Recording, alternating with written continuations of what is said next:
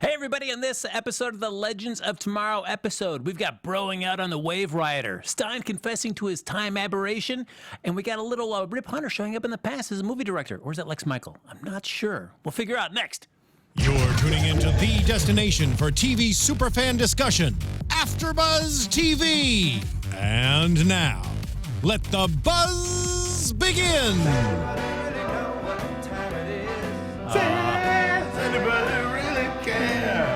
We've never seen Dave Child more proud of a music hole right now than this old Chicago song.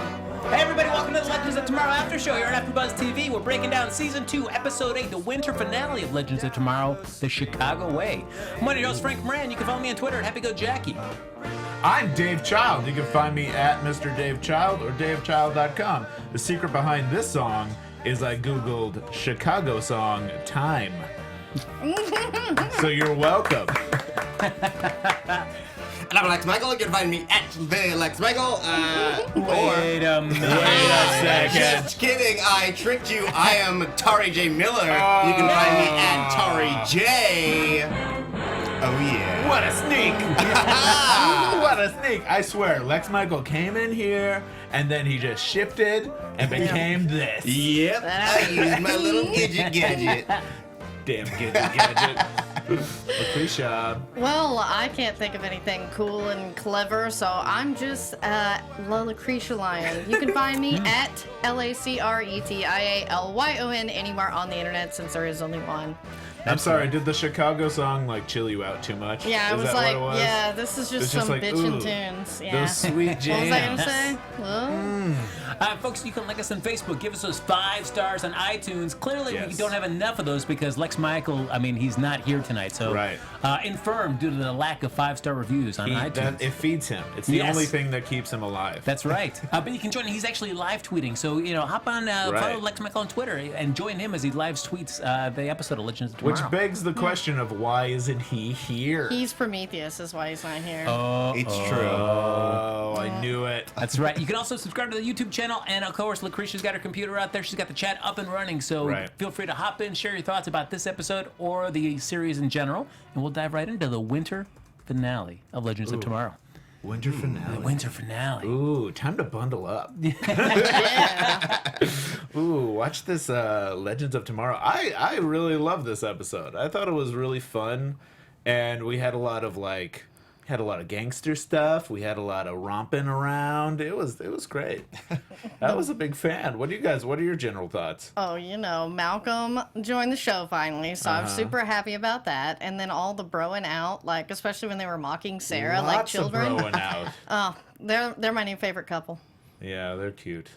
Yeah, dude, the relationships in this episode, but in general in the show, because I don't get to talk about the show very much, are really fun and appealing. Like, I feel like there's a certain amount of just energy that you don't get with the other shows, and especially in this episode where you get all these different pairings and everyone has their established, I guess, love connections. I kind of like that this season they're stepping away from all the love connections. I feel like there's no real shipping going on. There's Except just maybe a little between Vixen and Rory, Yeah, but just but- very slow. They're not trying to force it. It's just kind of like I like it, yeah. I guess, but I don't even know if it's there because I get the sense that it is just a friendship thing. It could be very well. Yes.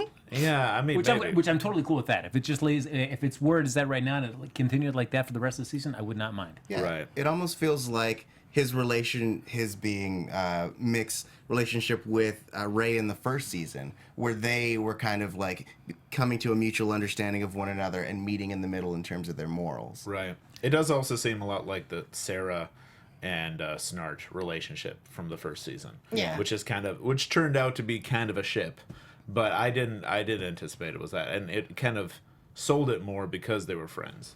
My only quibble on this is that there's Here been talk. it is. Yes, guys. I was like, Frank was gonna hate I can't wait till Frank comes in and poos all over We had it. the over-under at about 2 minutes, 13 seconds. What a There you go. poo-poo. Yeah. What a poo-poo. We've been hearing during the summer. Hashtag Frank's a poo-poo. feeling, watch at the end of the episode, guys. You may hear some of that coming back. I got my own hashtag. But during the summer and even during the early part of the season, we always talk about, hey, the Legion of Doom's going to assemble. We're going to get Snart as well as Merlin added to the mix. And I was hoping for the mid-season finale. They were talking about, like, hey, those two guys are coming back in that episode.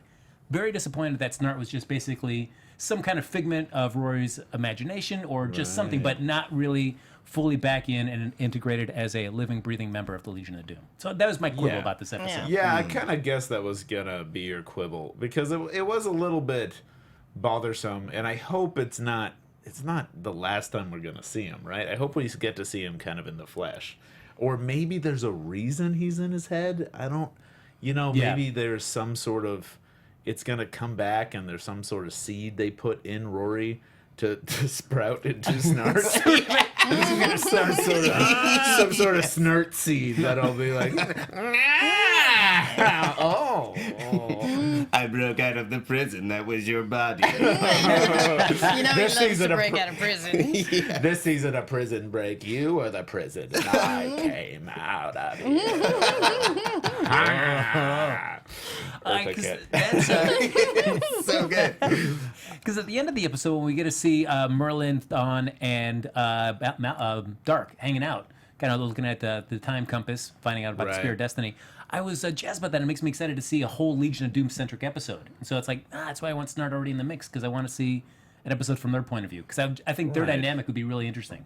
I'm pretty sure they're going to run into him when they're searching for the Spear of Destiny somehow. Yeah. That's what I think's going to happen. Maybe. I don't want Snart to be on the team. No. I want him to remain a figment.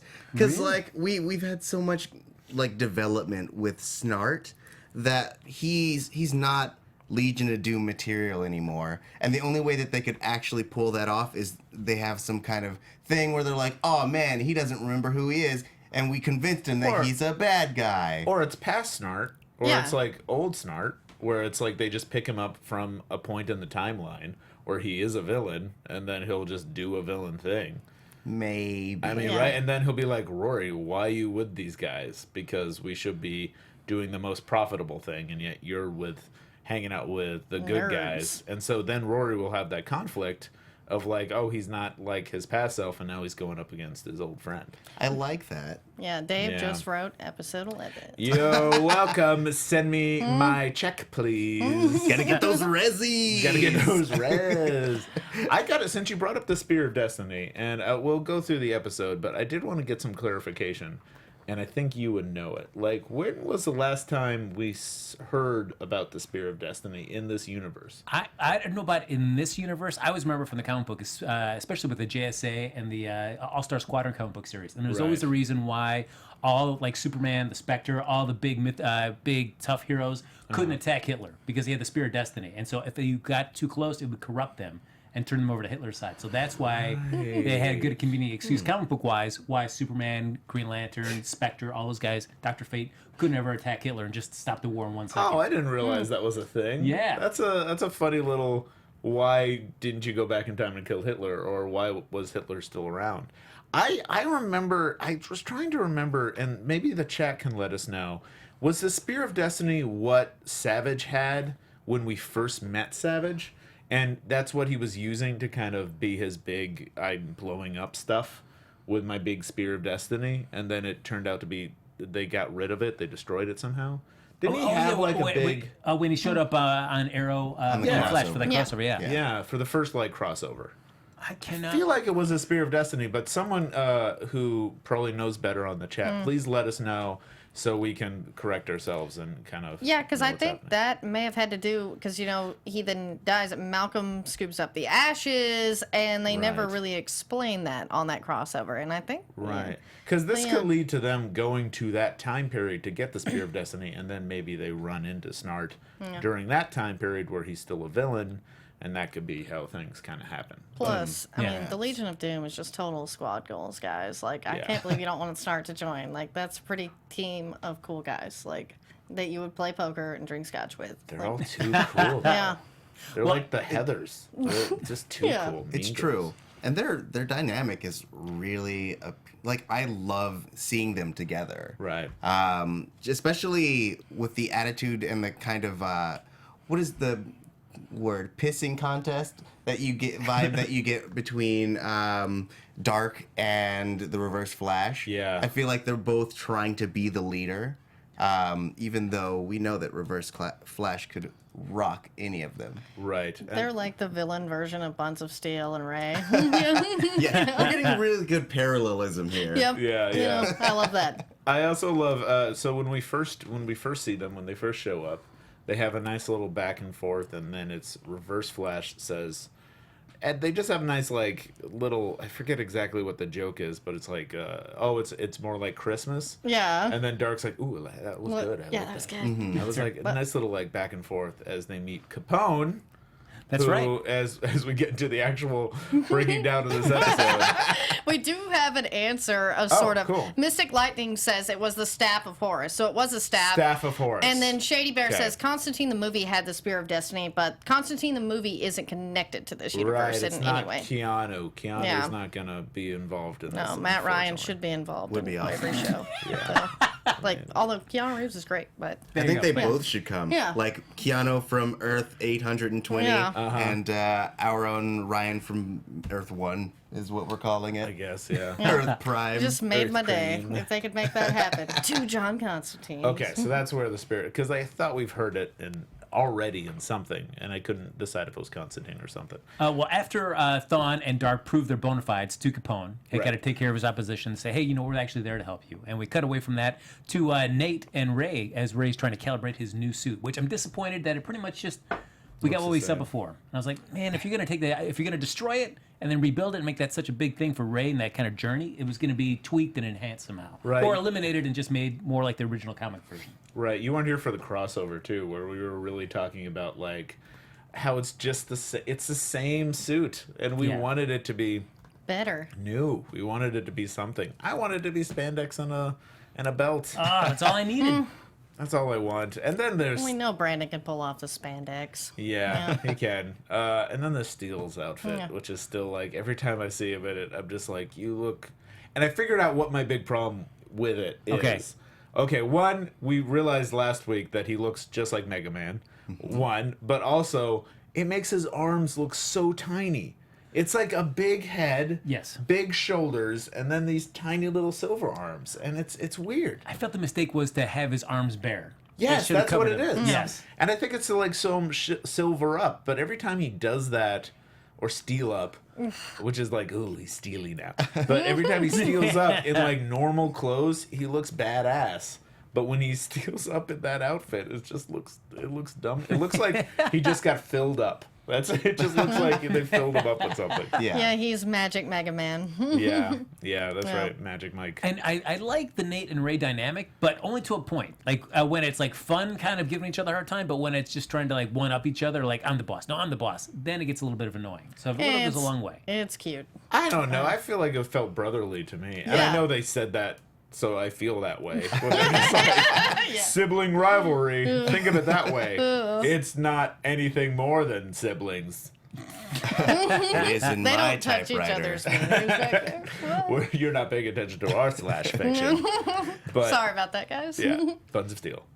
I mean, I hope that it keeps going because we haven't had this kind of bond yet, and Ray has always kind of felt like a character who he's really cheery, but he never feels like he has any deep, rich relationships, even though like he was in a relationship, but it was like a dead-end The relationship. mysterious relationship. Yeah. Or which of Well- the dead end relationships has he been? All of them. Every relationship he's in is a dead-end relationship. Except for that faceless fiance he had once. That we, But she Yes. really was dead, so.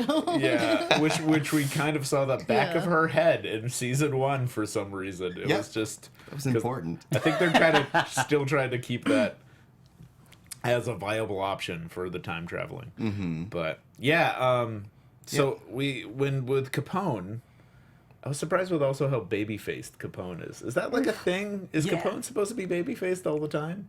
I thought he was just more like of a rounded face. He looked more of like Right. a hunky model type of Capone. I was like, Oh, really? I thought he looked like a weird-looking Shia LaBeouf. Yeah, he looked like Shia LaBeouf in a few years when he's gained some weight. Yeah. To me, he was just like a doughy boy. He's just like, I wanted to squish his face, and he had that like. He looked like the bully who picked on you, but wasn't the head bully. He was like the sidekick to the good-looking guy. He was the bully. Yeah. But I do like the plot of this episode where they cause a major time disturbance and to attract the Wave Rider to show up because they want to get that amulet. I thought that was actually good momentum, and it had like a good feeling of why it's all happening. And I also felt like this episode was full of characters making choices that made sense rather than do stuff like, oh, let's split up Stein and Jax.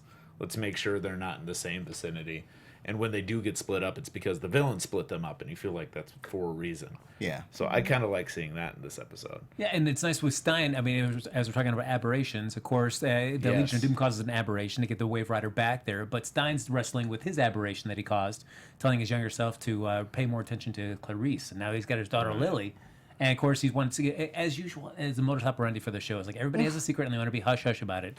When we always know that, why are we keeping secrets? What's the point of this? Let's just tell it. Let's just say it. But eventually, at least Stein gets to it at the end of the episode. At least this took like 1 week. Yes. You know, at least it didn't take like 3 weeks later. Oh, I got to tell you about Old Barry and this cache of weapons that we have. Yeah.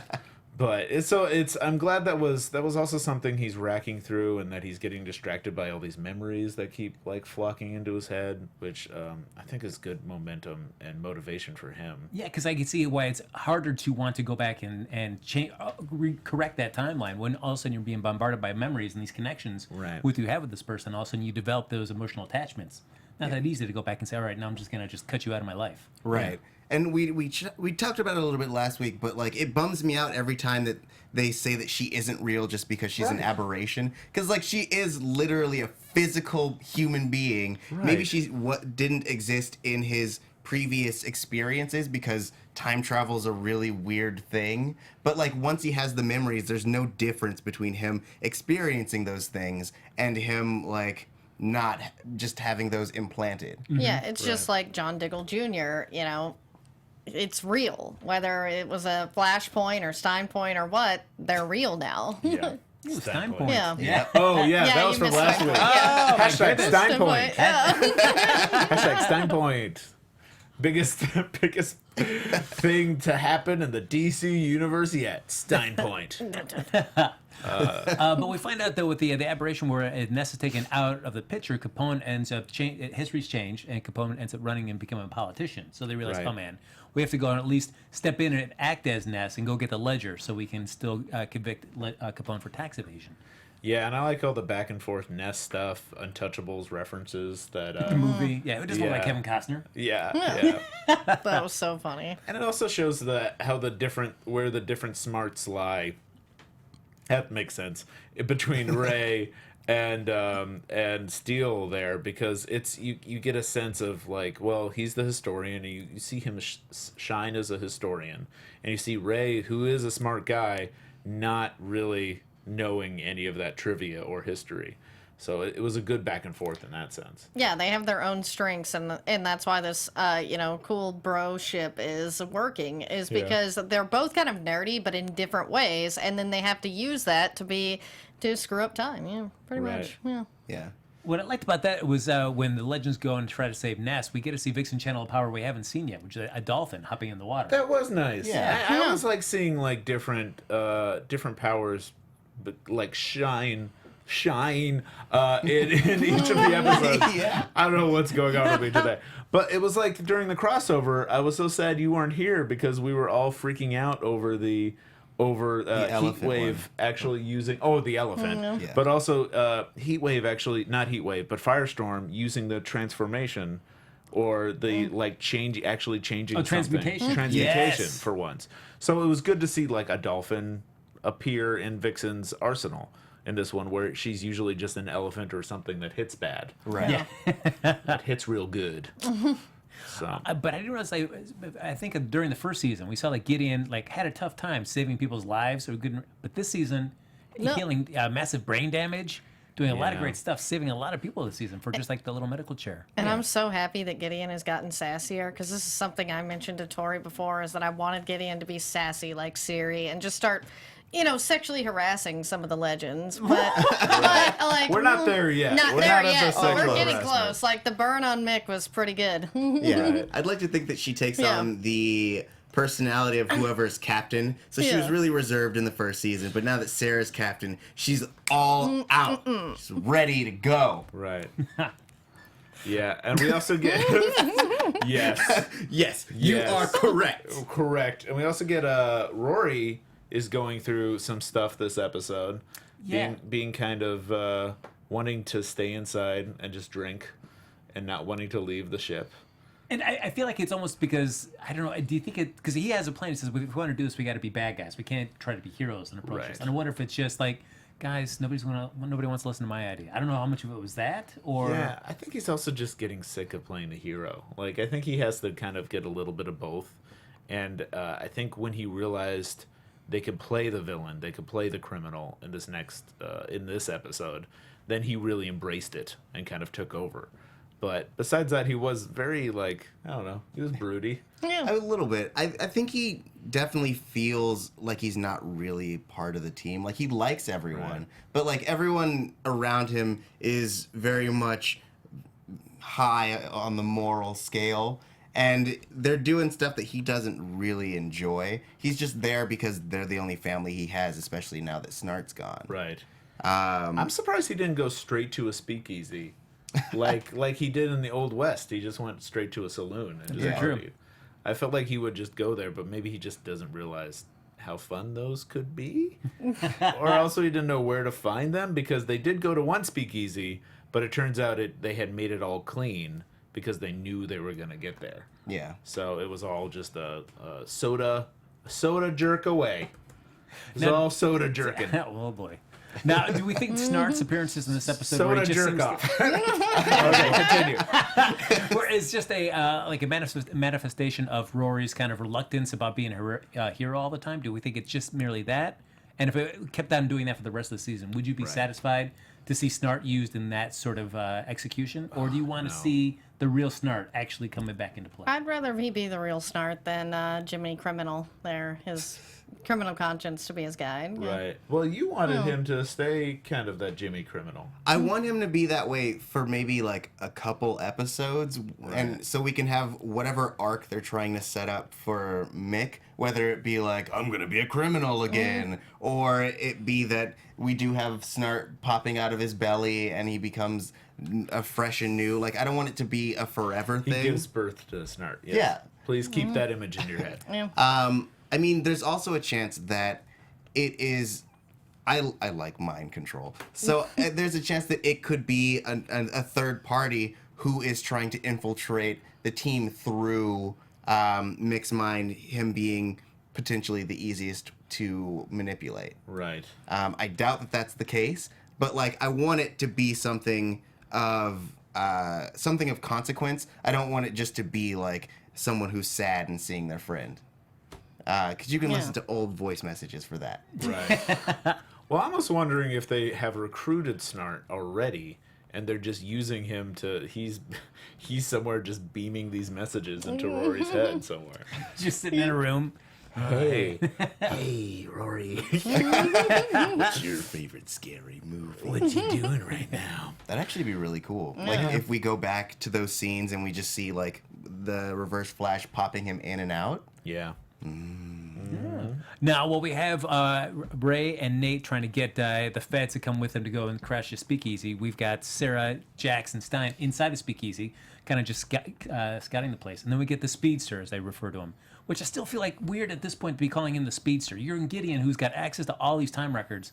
Why are you referring to him just as a speedster? You don't say, who's this guy really? What's his real name? Can we just call him Dawn? Yeah. Can we just ask him that? Well, is he known as the Reverse Flash in history somewhere, or has he always been kind of secret?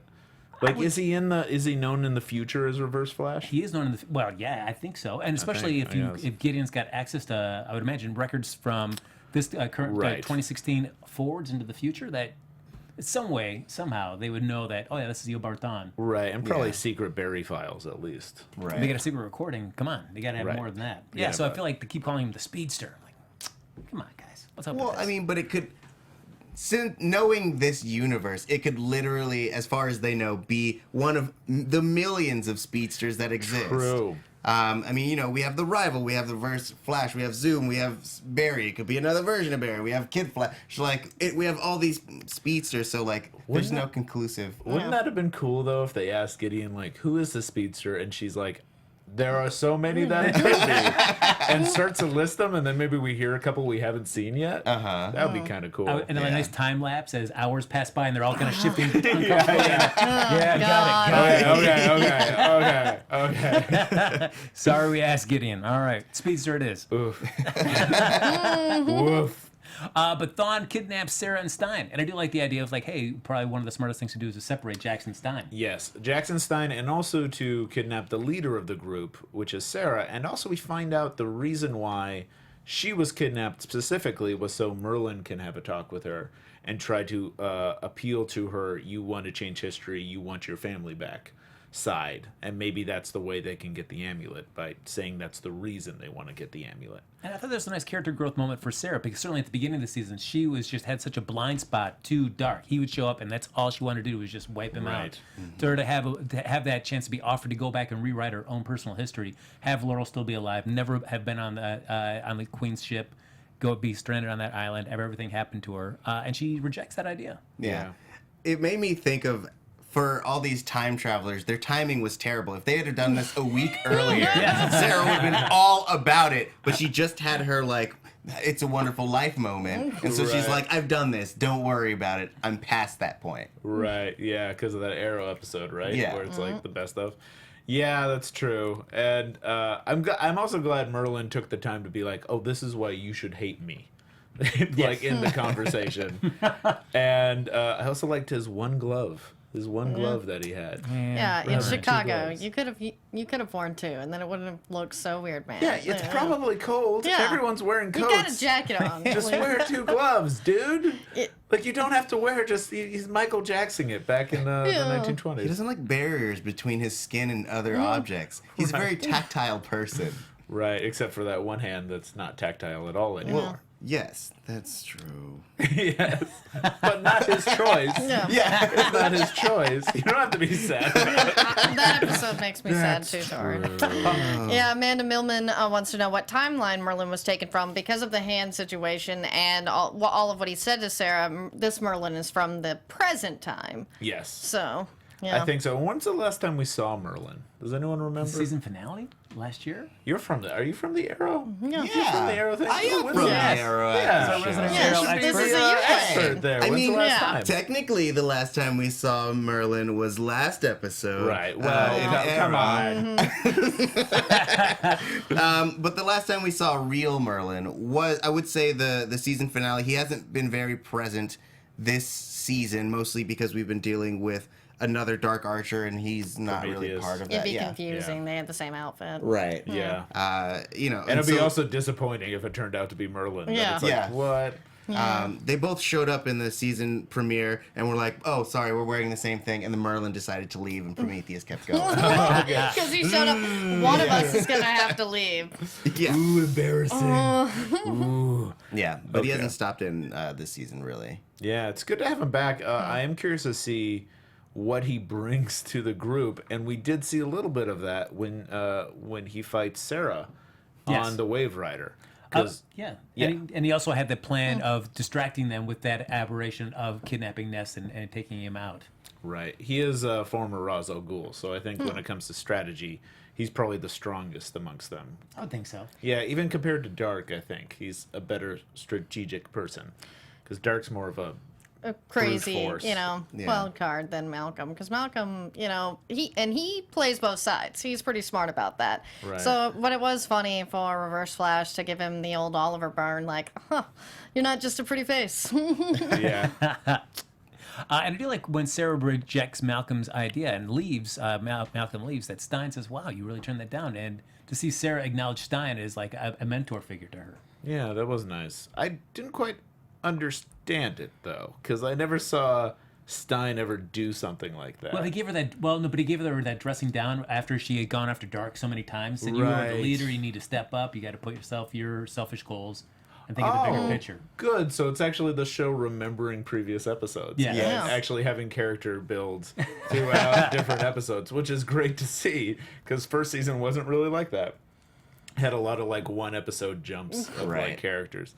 So yeah, and that's what I like seeing in this, and Sarah continues to be a great leader in that. So I'm curious to see where the future episodes are gonna go. Yes. Now that maybe Rip might be coming back. Well, as somebody who's been watching this season but hasn't been on the panel with this, what are your feelings about the way the show's been without Rip in the picture, Tori? I feel like it allowed. I like Rip. I'm going to start by saying that. But I feel like him not being there really allowed the other characters to blossom because they had to figure out their place. In the first season, everything was very much driven by his revenge quest.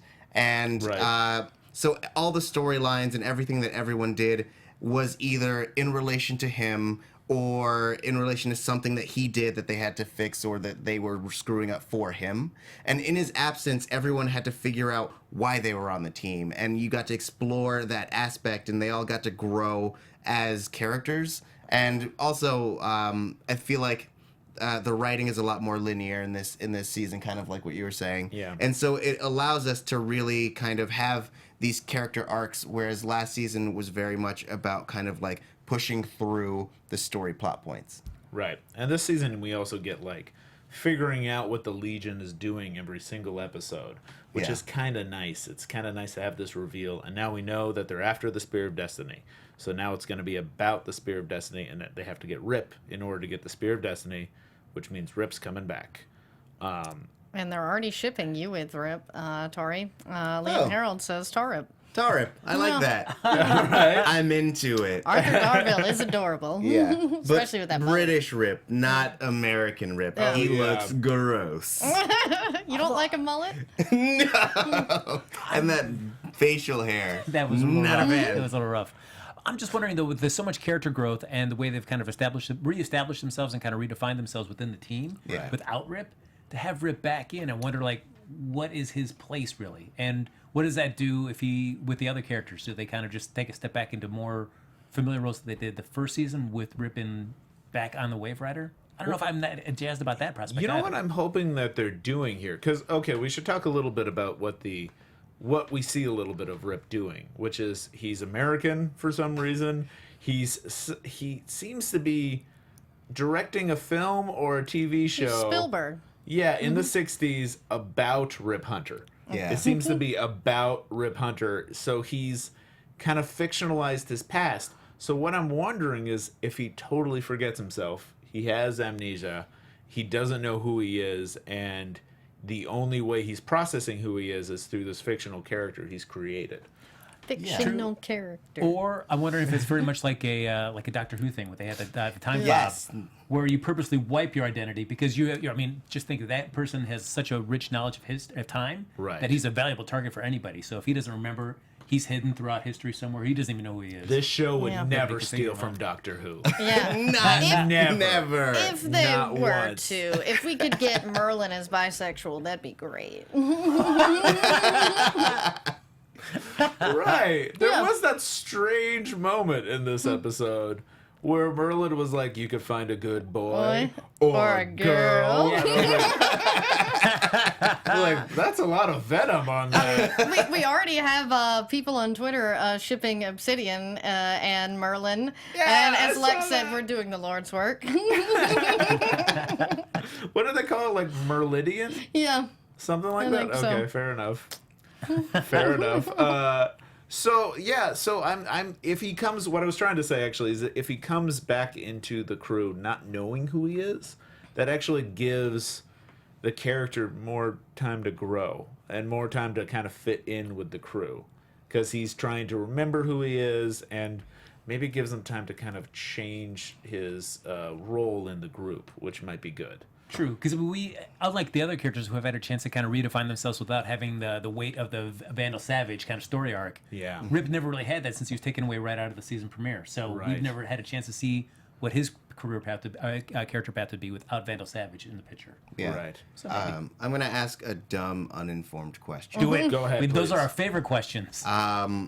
Is Rip back for the rest of the second half of the season, or does he have a limited run this next season? As far as I know from the article where I was reading that he wasn't in the beginning part because he was doing that third season of Broadchurch, Yeah. that it seems like he's going to be in for the rest of the season. Okay. Yeah. Okay. Because I had imagined if it was a short run, it would be great for him to see how much they've grown. Like he gets his memories back, like with the Doctor Who watch, and then sees that they don't really need him anymore, and kind of goes off and lives in the West with Jonah. With Jonah. Yeah, that was what we wanted.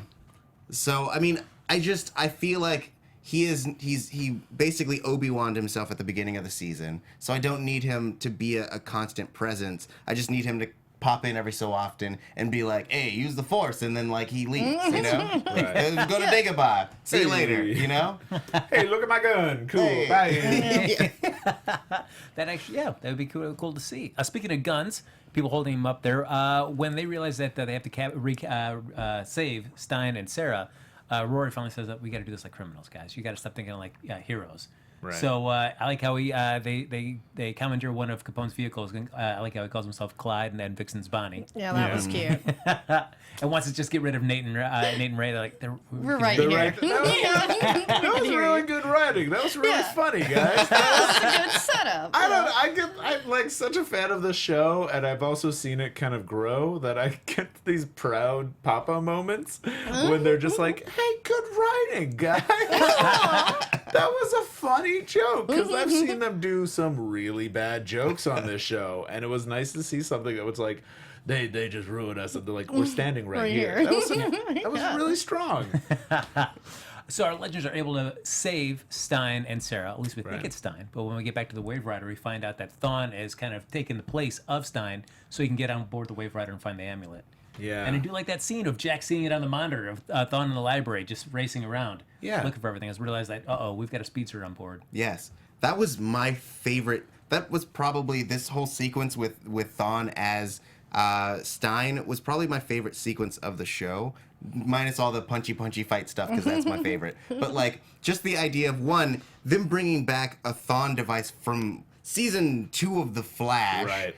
And then him using that to infiltrate was genius. Yeah. And then just seeing Stein being a speedster and being evil was really, I imagine, fun for that actor. But a different side that we haven't seen, which was really interesting. Yeah, he's and that's like a fun power that we forgot he kind of has, that he's done before, because it was nice to see again. The same exact thing you just said. Yes. We agree! Yay! Speaking of the writing of this episode, since you loved it so much, Right. Amanda Millman wanted to point out that Sarah Nicole Jones helped write this one, and they love her episodes. Oh, great! Yeah. That must be why. There Yeah. you go. Our goal is to have her back on the show again sometime this season, so we Right. can, so Dave can just shower her with praise in person. Yes, just all the praise. She's our Rip.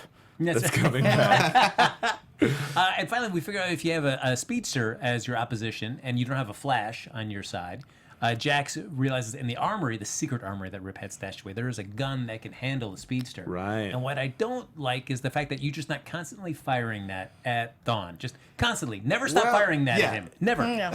Just like They shoot it once, and they're Push like, the button over. we're going to hold out and see if he's okay.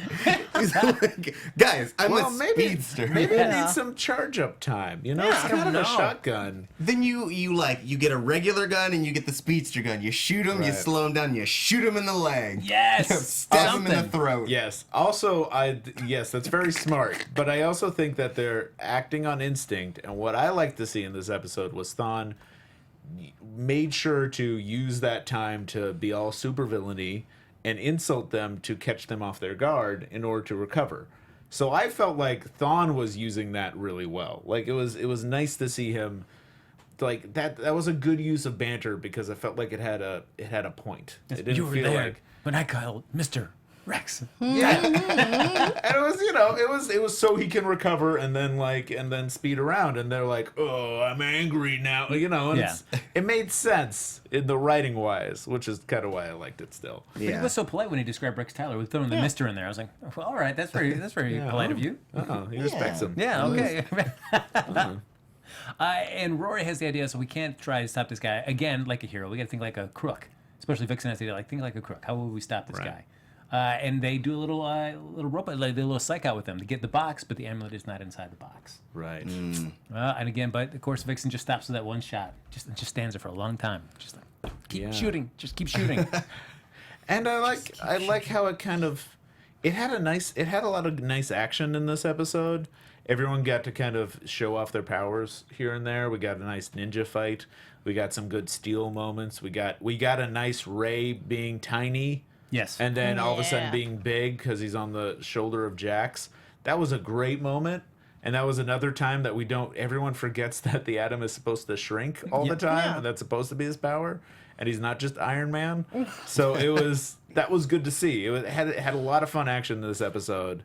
And then I guess it built up until what did they do with the amulet? The crux was Malcolm had the knife to his throat by Sarah and says, where's Stein? And says, if you want to know where he is, we need something in return. Yeah. So she gives him the amulet to get Stein's location. Which was kind of a surprise with how kind of anticlimactic that felt, but in a good way.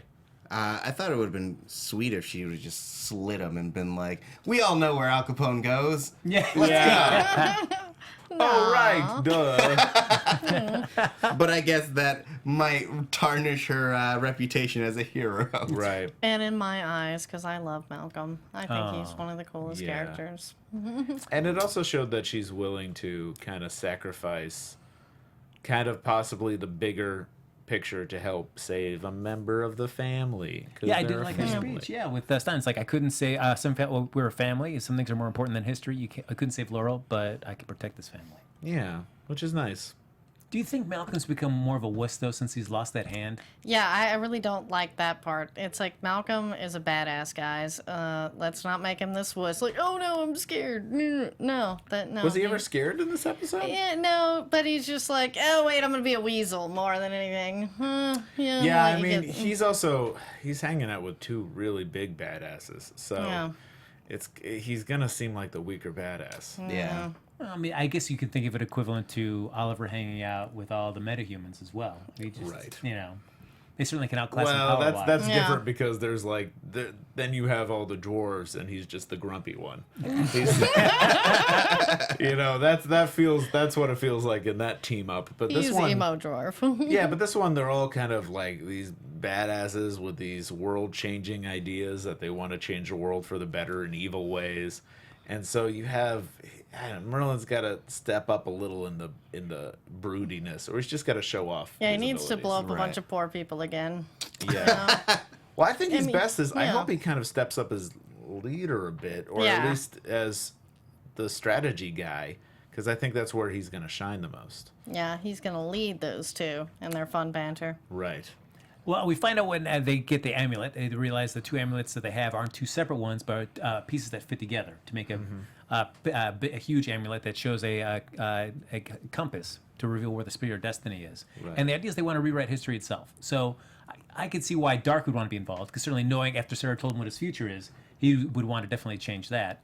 Is Thawne's objective just is Malcolm's probably he wants to keep his hand. That is simple. I just want to make me lose my hand. But then Thawne, is it to eliminate Barry somehow so that he can still have his powers, but Barry's not in the picture? I don't understand what Thawne's end game is. I mean, they want to create their own world, which I think it's kind of like, okay, we'll all have a little piece of this world where I'll have what I wanted with a new start. Probably like Merlin wants to do everything he wanted to do at season 2, 3 of Arrow at the end of it. Yeah. And then Dark will have everything he wanted to do at the end of the last season of Arrow. And Thawne will have everything he wanted at the end of season 1 of Flash. Which is just going home. Yeah. I just want to go home. I think he wants to be able to be home and also to have Flash never be like a problem. They have their little vision boards of what they want in their life. Right. Yeah. And Malcolm's just pictures Yeah. of his hand. It's like shots of like holding a cup and somebody, I miss you, Yeah. man. I miss you so much. Just caressing his face. And just listening to my hands are small, I know, but they're not your. Okay. And as we talked about Rip Hunter already, we realized that the Legion of Doom, to make this work, their next step is they have to find Captain Rip Hunter somewhere who's Right. lost in time, which we know is 1967 Los Angeles. Yes. Yeah. So what's we're gonna see director Rip and see what type of pictures he's making and why is he American? Looking good. So, first 8 episodes of this season. How are you guys liking where it's heading this season as opposed to our first season? You happy with the trajectory so far?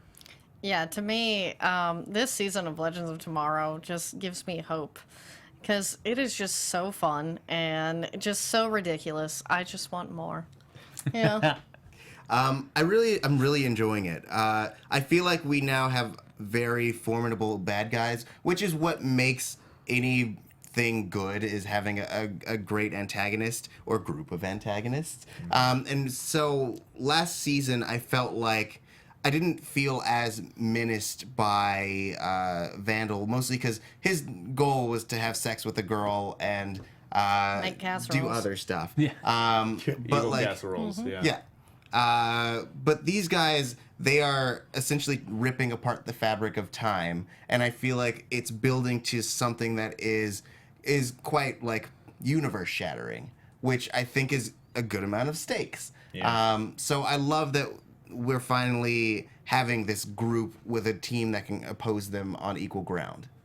Yeah, I agree. It feels like it has a build. It feels like it has a point and it knows where it's going, and it doesn't feel like it's treading water like last season, which was my biggest complaint with last season. So I'm enjoying it a lot. I think I keep saying that. So Yeah. it's great. Because I think that one of the bigger corrections that they did for the better of the show was they didn't make everything tied into the Legion of Doom plot. And with the Yes. idea of them just defending the universe against time aberrations, they could do a lot of one-off episodes like the Civil War episode and stuff like that. That doesn't tie into the Legion of Doom plot, but still has them doing their objective, what they're supposed to be doing as Yeah. time's protectors. Yeah. And the Legion of Doom was secret, and it wasn't like with Vandal Savage, we knew what he was doing. We knew the end game. So it made it so it's just like getting to him felt like it was just treading water. It just felt like it was taking a long time to get to him. Yeah. So that's what I really like about this season. And all the characters are super strong and developed and strong, and you have a great cast. Yeah. And Steele was a great addition. He's like the historian time police guy. He's great. Yeah, he's not just a pretty face. Yeah. Now, I know last season we had our quibbles with some of the cast, especially like the Hawks. Yeah. And maybe Rip to a lesser extent too, and because they were so heavily tied into the Vandal Savage arc that it just made hard, especially with Kendra and Ray, things like that. You're trying to ship them; they were just very difficult characters to work into the plot. This season, they seem to really correct that with Nate and Vixen. They really fit well into the team and the dynamic of the show. Would you want to see these characters continue throughout the rest of the season? Would you want to see anybody replaced, possibly, or just add more people to the pot? I mean, I feel like they work well as a team, and I want to kind of Yeah. continue with this team because it's everyone has a good motivation. I could see Vixen at the end of this season kind of feeling fulfilled and that her story is done. Like she'll get her justice from Reverse Flash, and she's the one character I can see kind of leaving, and then and everyone else kind of continues. But I also I think Ray always needs a bit more, and right now he feels fulfilling because he gets the bro out with Steel. Yeah. So I want to see where they go with him, and maybe they fix his costume. But he had a good arc with trying to figure out who he is this season. So what do you guys think? I like the team. I agree that Vixen will probably be heading out. Yeah. I mean, if I were to replace anyone, it would probably be Stein for a little while, not forever. But I feel like he is a kind of a mentor character, but like his purpose is still kind of in flux. Right. And I mostly because I also just want to replace him with Cisco because I loved Yeah. having Cisco last week interacting with Sarah. Yeah. Which will never happen, but we'll never say never, Tauri. Yeah. But I would also like to add some of the ancillary characters that they've been kind of playing within the other shows. Like, we have Vigilante, we have Human Target, we have one other character whom I do know. Oh, Constantine. Yeah. So I would love if we got a little bit more of them. We don't have to switch them out per se, but like just kind of add on an episode, like a one-off for funsies. Right. Yeah, because you bring up Constantine, and that's my favorite subject. Because Gun Poison 676 brought up the Spear of Destiny. Sounds like they could use some help from John Constantine. And like you say, I like the team as it is. I do see Vixen possibly being the character to leave at the end of the season, but I mean, I like her dynamic with Rory. It's really interesting. Right. And to me, Stein's arc this year is way better than I've ever seen him. The daughter thing, but that's why I could possibly see him going to deal with that, and then that may be the time for the one-offs, like with Human Target, Vigilante, Constantine, because Human Target and Vigilante just need to be used more. Those guys are awesome. Yeah. Yeah. Yeah. They should have their own show. I think with the because I like the idea of showing more one-offs, especially where the show where you can travel the width and breadth of the DC universe.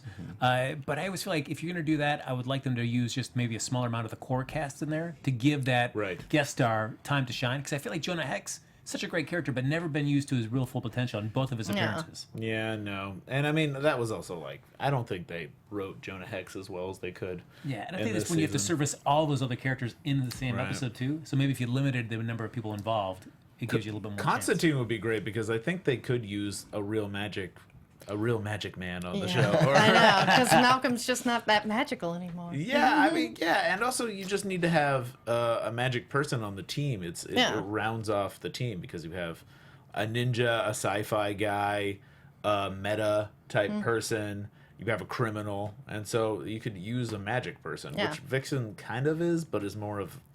It's more of just a tool to kick good. Exactly. She's the closest thing they have, but we need real magic. Like, say, Ragman is added to Arrow and stuff, Right. And he's just adorable, too.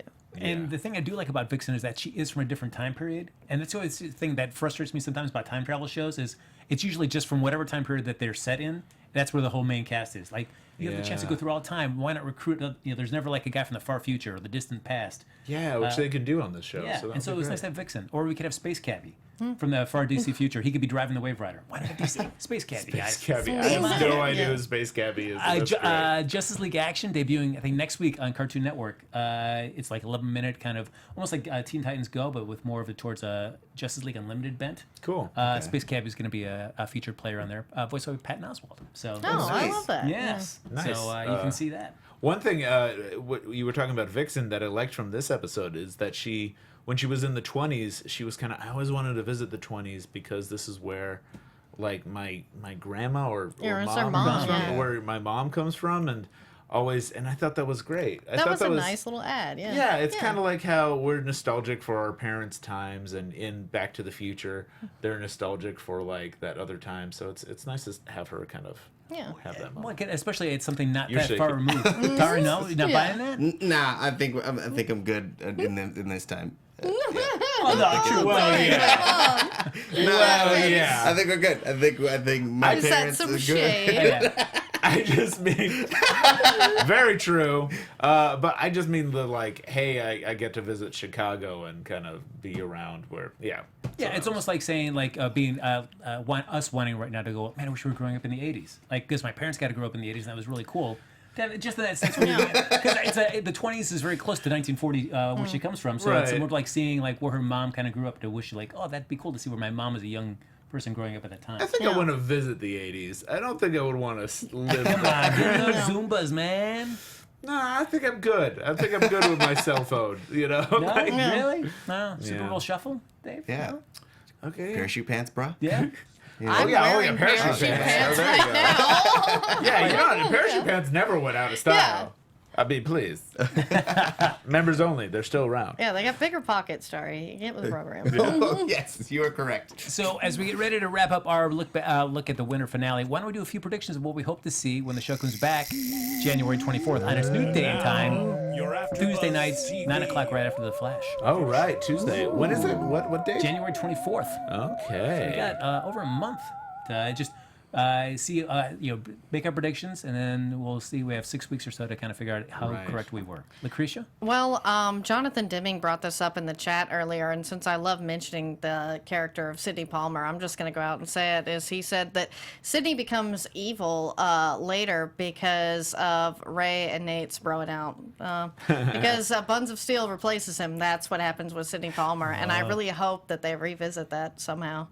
Oh man, almost like a take on the Identity Crisis, where she starts shrinking down small and walks in Nate's brain and kills him. Yep. Exactly. It's great. It's a dark That'd be tale. nice. Dun, Yeah. dun, dun, dun. I don't have anything insanely good. I mean, We'll even take mediocre. Yeah. Yeah, okay, we'll take all it. right, Or Mine really is just crappy great. ones. I think that Vixen is going to use her powers. Guys, and I think that What animal do you think she'll turn Vixen into? will meet our Vixen from our timeline, and then it'll be a Vixen off. Yeah, Ooh. and I think that's it. I think that's it. You left it on a high note. I think we're gonna get real snart at some point. Real snart. Real quick. And I don't quite know when, but I think it'll be probably 2 episodes from now we're gonna get snart. That's my guess. And I think next episode is gonna be all about Rip and finding out what he's doing and why he's being Jack of Fables right now in during that time period. So I'm looking forward to it. I've been enjoying the ride so far, so I want to see where they keep going with it. I have a feeling, and I hope that we get to see more of the Legion of Doom played out, more of a Legion of Doom centric episode. I'd love to see how everything's operating from their perspective. Right. And I get a feeling, as much as I've enjoyed the one-offs, I have an idea that those are probably going to start to drop away a little bit as we get Yes. closer and closer to the season finale, and it's going to get really serialized, which could be a lot of fun to see everything kind of build up to the season finale. Yeah, especially since we know their motivation now. That makes sense. Yeah. So it's going to be about like finding Rip and then finding the one thing to find the Spear of Destiny. And once they find the Spear of Destiny, they probably have to spear something. Yeah. So what are they going to spear with the Spear of Destiny? So So many I had choices. a thought of, as far as what the Spear of Destiny does, and I think it is what's going to keep them from being absorbed into the new timelines they're created. Yeah. So it'll allow them to keep their memories as cool. opposed to destroying reality and losing all of what they had before. right. Ah, interesting. Almost like, preventing like what happened to Stein, where he's getting his memories kind of rewritten with Lily. Yes. Yeah. You're right. When you bring up the Spear of Destiny, I automatically think of Spectre. So Yeah. I really hope it would be great if we get Spectre. There was someone in the We will. chat talking about it too. Spectre or Dr. Fate, somebody from. Oh yeah. man. Oh. That would be Spectre very would cool. be Yeah. amazing and also weird as hell. Oh, yeah. In these, if it's all of a sudden just like, oh yeah, my power is the wrath of God. Yeah. It's like cool. I have a flame gun. Yeah. I shrink. I shrink. I turn into steel. Well, I've got the power of God, guys. Wrath of God. Well, that is going to do it for this episode of the Legends of Tomorrow After Show, folks. We're going to be taking a little break there while the show is on a winter hiatus, but we'll be back January 24th, as well as Legends of Tomorrow. They'll be back 9 o'clock p.m. Tuesday nights right after The Flash. So we'll Yeah. be back then documenting the second part of the season, leading up to this big season finale. So, folks, of course, you can always like us on Facebook. Give us those 5 stars on iTunes, please. Lex Michael needs them. Needs to survive. He's wasting away. Just imagine him just emaciated back at home, just looking at his cup, waiting for those 5 stars. We're to appear. talking like Alec Baldwin and Beetlejuice, like end of Act 2. Yes. Right now. Real getting ugly. So you've got till January 24th to kind of resurrect Lex Michael, so we can get him back here on the panel. But also subscribe to the Resurrects YouTube Michael. channel. Yes, and thanks everybody for hopping in the chat, sharing your thoughts about this episode and the series in general. And if you want to continue the conversation with us even after we're off the air tonight and during that long winter hiatus, Lacretia, where can they find you? You guys can always find me at LACRETIALYON anywhere on the internet, since there is only one. You can find me at Tauri J, TAURIJAY. And you can find me at MR Dave Child or DaveChild.com because there is only me. I'm Dave Child. And Tauri, special thanks. Thank you so much for standing in with us there. Oh, no, thank you for having me. Just so much better than Lex. Yes. That's Lex why is I'm the one. here. Finally. Keep those stars down so I can keep coming back. No. Just kidding. You finally elevated the discourse on the show, which we so Yeah. desperately needed. You can follow me on Twitter. I'm Frank Moran. You can follow me at HappyGoJackie. Folks, we'll see you January 24th right back here on AfterBuzz for the Legends of Tomorrow After Show. Have a great holiday, folks. We'll see you in January.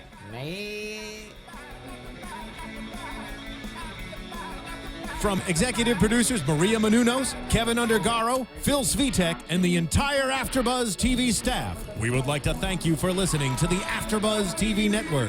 To watch or listen to other after shows and post comments or questions, be sure to visit AfterBuzzTV.com. I'm Sir Richard Wentworth, and this has been a presentation of AfterBuzz TV. #PooPooFrank. The views expressed herein are those of the host only and do not necessarily reflect the views of AfterBuzz TV or its owners or principals.